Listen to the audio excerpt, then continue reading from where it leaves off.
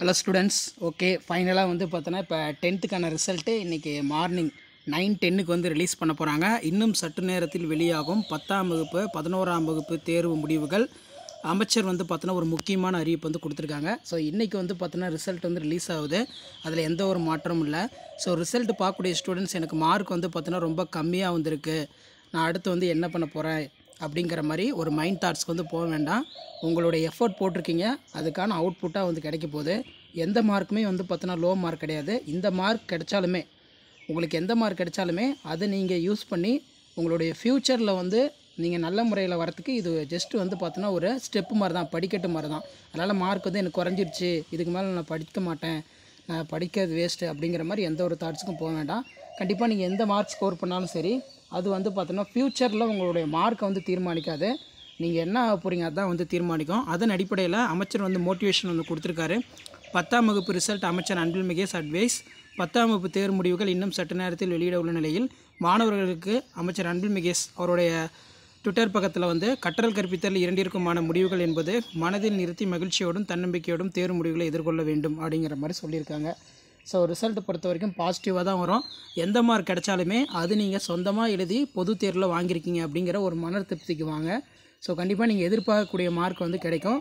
So அப்படி கிடைக்காத மாணவர்கள் அப்படி இருந்தீங்கன்னா அதை வந்து நீங்கள் டீமோட்டிவேட்டாக எடுக்க வேணாம், அது ஒரு மோட்டிவேட்டாக எடுத்துகிட்டு அடுத்தடுத்த லேர்னிங்கை வந்து பார்த்தோன்னா கற்றுக்கோங்க. சரிங்களா? இன்னும் சற்று நேரத்தில் ரிசல்ட் வந்து பார்த்தோன்னா ரிலீஸ் ஆக போகுது. ஸோ வெப்சைட் லிங்க் நான் காட்டுறேன். ஸோ இதான் அந்த அஃபிஷியல் வெப்சைடு.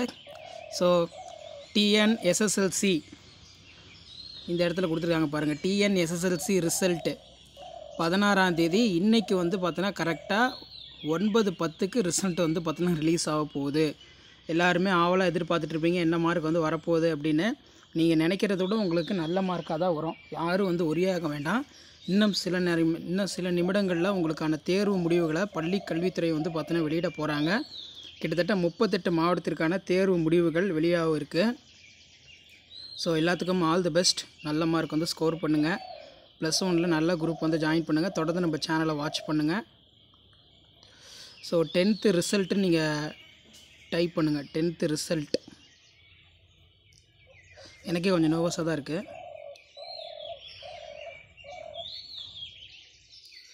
ரிசல்ட்டுன்னு போடுங்க.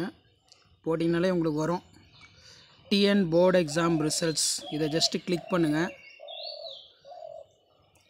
ஸோ ஜஸ்ட்டு கிளிக் பண்ணிங்கன்னா உங்களுக்கு ஒரு டேப் ஓப்பன் ஆகும். இதுதான் அந்த ரிசல்ட்டு. ஸோ இதில் போய் உங்கள் ரிசல்ட் தெரிஞ்சுக்கலாம்.